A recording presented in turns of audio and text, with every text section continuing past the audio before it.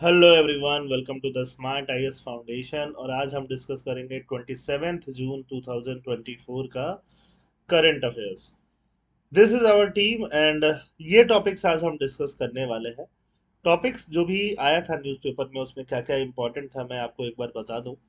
एक तो geological literacy improve करने के लिए था कि इंडिया में बहुत सारे जियोलॉजिकल पार्क हैं या ऐसे स्टोन्स हैं, फॉसिल फ्यूल्स जहाँ पे होने के चांसेस हैं। तो उससे हम लोग काफ़ी कुछ सीख सकते हैं, ये आप ज्योग्राफी में यूज़ कर पाओगे या जिनका ऑप्शनल होता है ज्योग्राफी एंड जियोलॉजी यूपीएससी के लिए उनके लिए इम्पोर्टेंट हो सकता है। Second topic of the day, cities driving the circular economy. Cities के बारे में बात करेंगे जो कि सर्कुलर इकोनॉमी को ड्राइव कर रहे हैं, सर्कुलर इकोनॉमी लेके आ रहे हैं, सर्कुलर इकोनॉमी को यूज मिला रहा है। ये GS1 अर्बनाइजेशन और GS3 जहां इकोनॉमी की बात होगी वहां पे हम यूज कर सकते हैं। एक थर्ड टॉपिक है जो है बात करेगा लीडर ऑफ अपोजिशन के बारे में। यहाँ पे हमने उसको कवर नहीं किया है, लीडर ऑफ अपोजिशन को अलग से कल कवर करेंगे, current affairs, daily current affairs में नहीं, एक सेपरेट वीडियो में, सो दैट कि उसके बारे में बहुत सारी चीज़ें हम लोग डिटेल में डिस्कस कर पाए, क्योंकि वो हमेशा के लिए ही एक स्टैटिक टॉपिक के रूप में होता है। तो we are going to talk about these two topics today. First topic, let's start with the read the rocks to improve India's geological literacy. ये आया हुआ है द हिंदू में। The article emphasizes the importance of improving geological literacy in India by recognizing and preserving its rich geological heritage. Rich geological heritage को recognise करते हुए, preserve करते हुए, जियोलॉजिकल लिटरेसी को और ज़्यादा बढ़ाने की बात करते हैं। इंडिया का जो लैंडस्केप है, जो ज्योग्राफी है, बिलियंस ऑफ ईयर में जो फॉर्म हुआ है, जो रॉक्स हैं, जो मिनरल्स हैं, जो फॉसिल्स हैं, जो साइंटिफिक स्टोरीज ये बयान करती हैं, इनको जानना, इनको समझना बहुत ज़्यादा जरूरी है। इंडिया में डाइवर्स लैंडस्केप है, जैसे कि हम जानते ही हैं। लैंडस्केप में टावरिंग पीक्स हैं, बहुत बड़े बड़े माउंटेन्स हैं, कोस्टल प्लेन्स भी हैं। बिलियंस ऑफ ईयर में ये शेप होती हैं, ये एक दो दिन में बनने वाली चीज़ें नहीं है। तो इस रिच जियोलॉजिकल हेरिटेज को भी हमें प्रोटेक्ट करके रखना चाहिए, यही ये आर्टिकल जो है बयान करता है। ये एक तरह से नॉन कल्चरल हेरिटेज है। These geological feature should be regarded as part of India's heritage, telling scientific stories of the land origin. Land का ओरिजिन कैसे होता है, उसका साइंटिफिक ओरिजिन ये बयान करते हैं। अभी हमारा जियो कंजर्वेशन का स्टेटस क्या है इंडिया में? जियो कंजर्वेशन का स्टेटस ये है कि अवेयरनेस की भारी कमी है इंडिया में। लोगों को, इनफैक्ट एजुकेटेड लोगों को भी बहुत ज़्यादा इसके बारे में, जियो जो साइट्स जियोलॉजिकली इंपॉर्टेंट है उनके बारे में बहुत ज़्यादा आइडियाज़ नहीं है। ऐसे साइट्स माइनिंग और अलग एक्टिविटीज़ की वजह से बहुत सारी साइट्स डिस्ट्रक्ट भी हो गई हैं, माइनिंग की वजह से, डेवलपमेंट की वजह से, जहाँ पे फॉसिल्स हो सकते थे। In fact impact of mining, destructive stone mining activities cover more than 10% of India's total area, exacerbating the loss of geological heritage. आगे बात करते हैं educational values, need for geological preservation. हमें जियोलॉजिकल प्रिजर्वेशन करना ही क्यों चाहिए? तो पहला चीज है एजुकेशनल वैल्यूज, दूसरा चीज है कॉन्ट्राडिक्शन इन एक्शंस। एक, जो हम मार्स पे जाके एक्सप्लोरेशन कर रहे हैं, कि वहां से अगर हमें कुछ पता चले कि अर्थ का फॉर्मेशन कैसे हुआ या फिर बाकी सोलर सिस्टम का फॉर्मेशन कैसे हुआ, वहां पे हम खोज करने की कोशिश कर रहे हैं, और खुद जहां से हमें कुछ इंफॉर्मेशन मिल सकता है उसको हम डिस्ट्रॉय किए जा रहे हैं। ये तो कहीं से भी लॉजिकल नहीं है ना। थर्ड, धाला मेटेरोटिक इम्पेटिक क्रैट। एक क्रेटर है, एक क्रेटर मतलब गड्ढा टाइप जो बन जाता है, वो लोकेटेड है शिवपुरी मध्य प्रदेश में।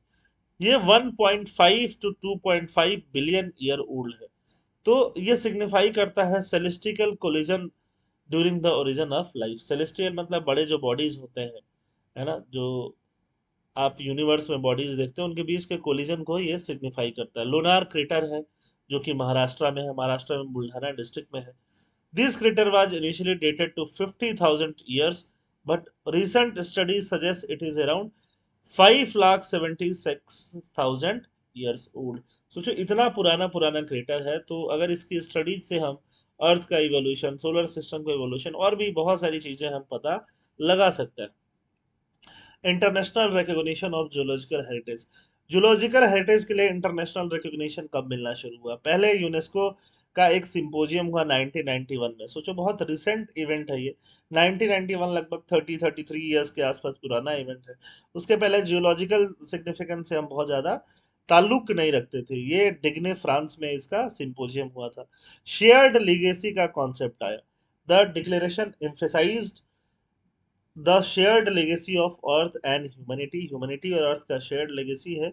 Advocating for establishment of geo park. Geo park establish करने की बात हुई कि कुछ हेरिटेज छोड़ दो जहां पे कोई भी ऐसा डेवलपमेंट या माइनिंग और ऐसा एक्टिविटीज नहीं हो। Educational space.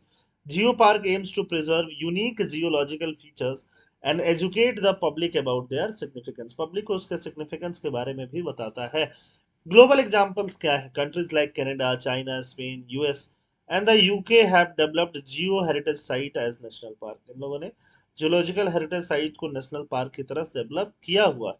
यूनेस्को ने गाइडलाइंस भी दिया हुआ है। बहुत सारी कंट्रीज ने इसके लिए लॉ भी बनाए हैं कि जियो पार्क्स को क्या किया जा सके, प्रोटेक्ट करके रखा जा सके। यूरोप में 73 ऐसे जोन्स हैं जहां जियोलॉजिकल हेरिटेज है। जापान में अकेले 169 ग्लोबल जियो पार्क है। थाईलैंड और वियतनाम में भी कंजर्वेशन लॉज हैं जो जियोलॉजिकल पार्क की बातें करते हैं। तो फिर इंडिया में इतना सिग्निफिकेंट क्यों नहीं है? इंडिया में हम बहुत ज्यादा इस पे फोकस ही नहीं कर रहे हैं क्योंकि हमारे पास कोई हेरिटेज जियो हेरिटेज पॉलिसी नहीं है। सस्टेनेबल अप्रोच नहीं है हमारा। जैसे कि हमने बायोलॉजिकल डाइवर्सिटी एक्ट बनाया था। बायोलॉजिकल डाइवर्सिटी को हम कैसे प्रोटेक्ट करें, कैसे उसको यूज करें, कैसे ये सब चीजें करें, उसके लिए हमने 2002 में उससे रिलेटेड एक्ट बनाया था। उसके बाद 18 बायोस्फीयर रिजर्व बनाए हमने। वैसे ही हमें जियोलॉजी के लिए जियो हेरिटेज पॉलिसी बनाने की जरूरत है। जियो हेरिटेज टाइप एक्ट बनाने की जरूरत है। ये देखो वर्कला, ये आप देखोगे ना, वर्कला का क्लिफ है केरला में। ऐसा ही क्लिफ वर्कला केरला में आपको देखने के मिलेगा। बट ये जीएसआई ने, इंडिया की जो बॉडी है geological survey of India, 34 geological monuments को उसने नोटिफाई किया हुआ है। बट गवर्नमेंट ने कुछ ऐसा रेगुलेटरी सिस्टम नहीं लागू किया है। ये जीएसआई के पास भी ऐसा कोई रेगुलेटरी पावर नहीं है कि इन सब साइट्स को प्रिजर्व करके रख सके। और केरला वाला जो क्लिफ है वहां पे तो डिमोलिशन, अनऑथराइज्ड स्ट्रक्चर ऐसे बनने से लैंडस्लाइड और ऐसी चीजें होने लग रही हैं। Step needed to geo heritage conservation. Geo heritage conserve करने के लिए हमें क्या क्या स्टेप्स लेने की जरूरत हो सकती है, वो हमें देखने की जरूरत है। क्या क्या स्टेप लेना पड़ेगा? Inventory creation. तो पहला काम हमें जो करना है वो है इन्वेंट्री क्रिएट करना है। Compile an inventory of all prospective geo site. जितना प्रोस्पेक्टिव जियो साइट्स होता है उसका इन्वेंट्री क्रिएट करना है। In addition to 34 sites identified by GSI. 34 sites तो जीएसआई ने आइडेंटिफाई कर ही रखे हैं ना। और जियो कंजर्वेशन लेजिस्लेशन जैसा बायोलॉजिकल डाइवर्सिटी, जो बायोस्फीयर्स हैं, जो एनिमल्स हैं, जो पेड़ पौधे हैं, उनको प्रोटेक्ट करने के लिए जो लॉ है, वैसा ही हेरिटेज साइट को प्रोटेक्ट करने के लिए भी क्या होना चाहिए? लॉ होना चाहिए। National geo conservation authority establish an authority similar to national biodiversity authority. जैसे ही इस एक्ट से नेशनल बायोडाइवर्सिटी अथॉरिटी बनता है, वैसे ही नेशनल जियो कंजर्वेशन अथॉरिटी होना चाहिए with independent observer while avoiding red tape and ensuring autonomy for researchers को वहां पे क्या मिलनी चाहिए? ऑटोनॉमी मिलनी चाहिए। तो ये सब काम हम कर सकते हैं और इन सबको यूज कर सकते हैं बहुत इजीली जब हम जीएस पेपर 1 में ज्योग्राफी के आंसर्स को लिखते हैं। फिर हम बात करेंगे second topic of the day, cities driving the circular economy. Cities के बारे में बात करेंगे जीएस पेपर 1 में, अर्बनाइजेशन। जहां हम सिटीज के बारे में बात करते हैं, ये टॉपिक हमने कहाँ से लिया है? आसाम ट्रिब्यून से उठाया। तो आप जो न्यूज़पेपर पढ़ते हो उसमें भी यूपीएससी एपीएससी के लिए काफी इंपॉर्टेंट सिग्निफिकेंट चीजें आती हैं। कंटेक्स्ट क्या है? The article discusses how cities as major center of consumption and innovation play a crucial role in transition to a circular economy. Cities में कैसे सर्कुलर इकोनॉमी फैसिलिटेट होता है वो यह आर्टिकल आपको बताएगा। It highlights the global problem of resource over consumption. Resource का over consumption कहाँ होता है? सिटीज में होता है। बहुत ज्यादा एसी यूज कर रहे होते हैं, गाड़ी बहुत ज्यादा चला रहे होते हैं, है ना। सस्टेनेबल इकोनॉमिक प्रैक्टिसेस नहीं होती हैं, वेस्ट बहुत ज्यादा होता है। बट इसके लिए हमें क्या करना पड़ेगा? सर्कुलर इकोनॉमी को प्रमोट करना पड़ेगा, नेचुरल रिसोर्सेज को रिस्टोर करना पड़ेगा। ये आर्टिकल उसके बारे में बात करता है। पहले बात करते हैं problem of resource over consumption. Resource का ओवर कंजम्पशन कैसे हो रहा है, क्यों हो रहा है, इस चीज को हम समझते हैं। Every year the global economy use enormous amount of resource surpassing the planet safe boundary. Planet का जो सेफ बाउंड्री है, हमें कितना रिसोर्स यूटिलाइज करना चाहिए, हम हमेशा उसको क्रॉस कर जाते हैं। There is a growing gap between what earth can supply and what we extract and utilize. एक गैप है जिसमें व्हाट कितना अर्थ यूटिलाइज कर सकता है, अर्थ कितना प्रोवाइड कर सकता है और हम कितना यूटिलाइज कर रहे हैं, उसके लिए एक कॉन्सेप्ट आता है। ये कॉन्सेप्ट प्रीलिम्स के लिए काफी इंपॉर्टेंट होता है, जिसको बोलते हैं अर्थ ओवरशूट डे, जो लास्ट ईयर आया था 28 जुलाई को। इसका कहने का मतलब ये है कि 28 जुलाई को ही हम पूरे साल भर में जितना रिसोर्स कंज्यूम करना था उतना कर चुके थे। मतलब 28 जुलाई के बाद 31 दिसंबर तक जितना रिसोर्स हम लोग यूज कर रहे थे वो एक्चुअली ओवर यूज कर रहे थे, उतना रिसोर्स हमें यूज करना ही नहीं था। और ये 28 जुलाई कभी ये अगस्त हुआ करता था, कभी ये सितंबर भी हुआ करता था। मतलब पहले जो हम जनवरी से रिसोर्स यूज करना स्टार्ट कर रहे हैं, सितंबर तक आके खत्म कर रहे हैं, फिर भी हमारे पास अक्टूबर नवंबर दिसंबर बच रहा है, अब हम जुलाई 28 को ही खत्म करते रहे। इट्स लाइक आपकी सैलरी आ रही है 1 तारीख को और 30 तक, 30 या 31 जहां तक आपका डेट होना चाहिए लास्ट महीने का, वहां तक तो आपकी सैलरी एटलीस्ट चलनी चाहिए, सेविंग भी होनी चाहिए। बट आप 20 तारीख को ही सैलरी खत्म करते रहे हो, फिर 15 तारीख को ही आपकी सैलरी खत्म होने लग रही है, तो ये एक बहुत बड़ा प्रॉब्लम है। Such consumption lead to climate breakdown. ज्यादा अगर ओवर कंजम्पशन होगा क्लाइमेट ब्रेकडाउन होगा, दिख ही रहा है। बायोडाइवर्सिटी को हार्म होगा, नेचुरल रिसोर्स रिजर्व है एंडेंजर्ड होंगे। Approximately 70% of green house gas emissions are attributed to the handling and usages of materials. 70% green house gas emission क्या है, यूजेज और handling and usages of material को attribute करते हैं।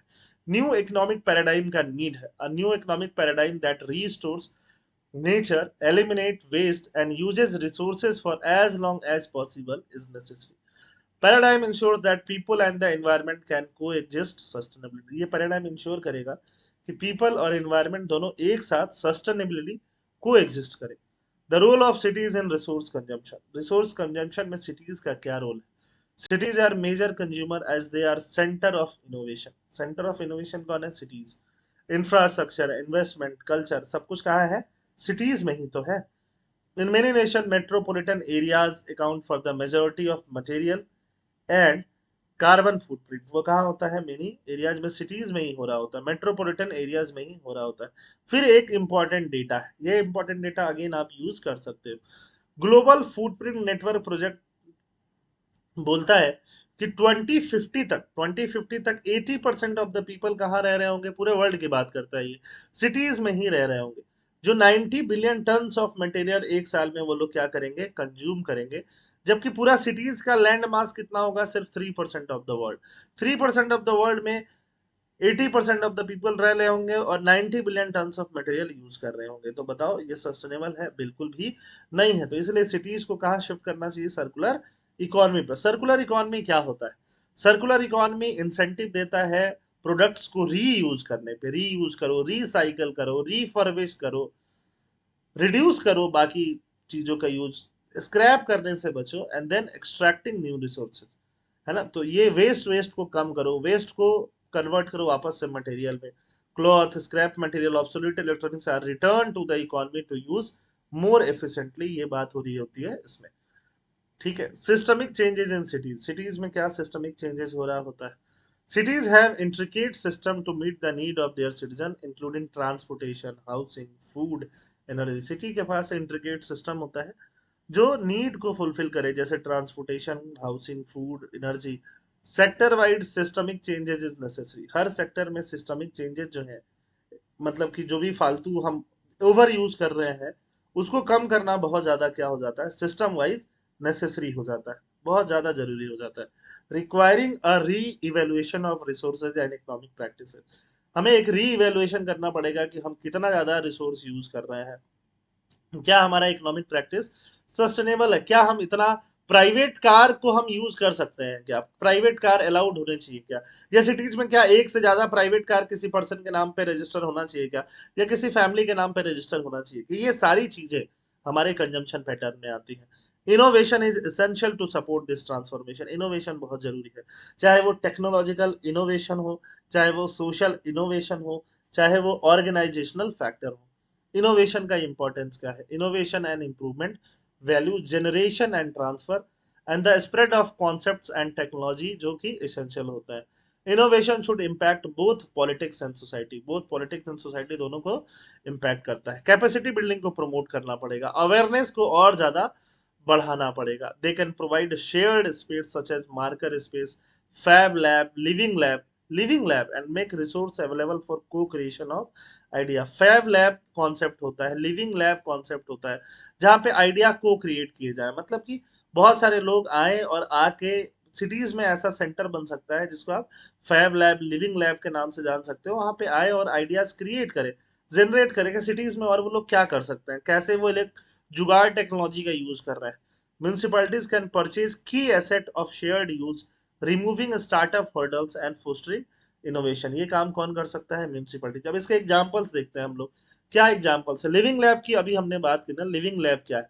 Living lab can be breeding ground for circular innovation. Living lab क्या है? Amsterdam की बात करते हैं। एमस्टरडम, एमस्टरडम एक स्मार्ट सिटी है, वहां पे सर्कुलर लैब है जहाँ पे इनोवेशन हब बनाया गया है, जहाँ पे कोऑपरेशन को इनकरेज किया जाता है बिजनेसेस के बीच में, पॉलिसी मेकर्स के बीच में, अदर स्टेक होल्डर्स के बीच में। It assist in putting Amsterdam circular ideas into reality and encourages learning by doing. किस चीज को एनकरेज करता है? लर्निंग बाय डूइंग, मतलब लर्न करो, करते हुए लर्न करो। 8,000 इंडिविजुअल वहां पे आते हैं, ओवर 8,000, और ऑर्गेनाइजेशन अपने आइडियाज को एक्सचेंज करते हैं, क्रिएटिव को एक्सचेंज करते हैं कि उन्होंने सर्कुलर इकोनॉमी में क्या कंट्रीब्यूट किया है, कैसे उन्होंने अपने ओवर यूज को रिड्यूस किया है, क्या दिमाग उन लोगों ने लगाया है। ये सारा काम वहां पे हो रहा होता है। आगे बात करते हैं, cities encouraging innovation and local economy. Spending power को लेवरेज करना पड़ेगा। Cities can use their enormous spending power to encourage innovation. Encouraging companies to reconsider their goods and services by promoting local shopping. Local shopping promote करो, economic system flourish होगा। Supplier competition potentially sparking novel solution. Novel solution मतलब नया solution. देखो अब इसमें जो भी lines लिखी हुई है ना, ये लाइंस थोड़ा फिलोसफिकल टाइप लाइन है, इसमें एग्जांपल्स थोड़ा कम है, बट एग्जांपल्स को हमें समझना पड़ेगा। जैसे एक एग्जांपल है टोरंटो का, सर्कुलर इकोनॉमी का एग्जांपल दिया जा रहा है।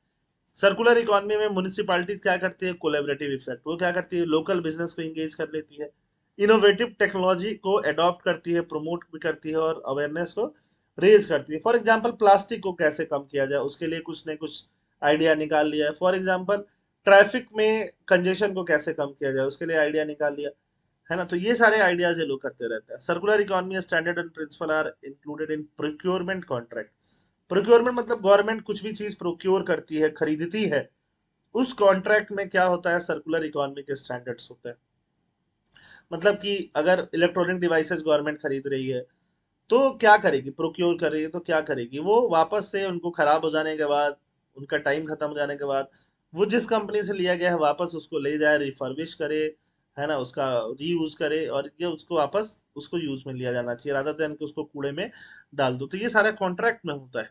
Goals include zero waste, zero reaching zero waste की बात होती है, boosting social prosperity, social prosperity को बूस्ट करने की बात की जाती है, जॉब क्रिएशन को बढ़ाने की बात की जाती है, इन्वायरमेंटल स्टैंडर्ड्स को मीट करने की बात की जाती है, और इकोनॉमिक बेनिफिट्स को मेंटेन करने की बात की जाती है। पायलट प्रोजेक्ट्स का क्या रोल होता है? It serve as experimental launch pad for new ideas. New ideas के लिए पायलट प्रोजेक्ट क्या होता है? Experimental launch pad. Pilot project किसको बोलते हैं?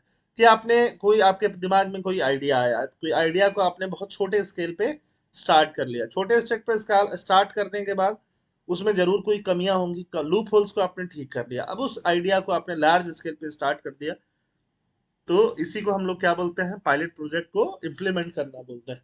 Cities can mitigate risk and assess viability. Pilot project allow organisation to learn and develop. तो ये रोल ऑफ पायलट प्रोजेक्ट ही पूरा बताया जा रहा है।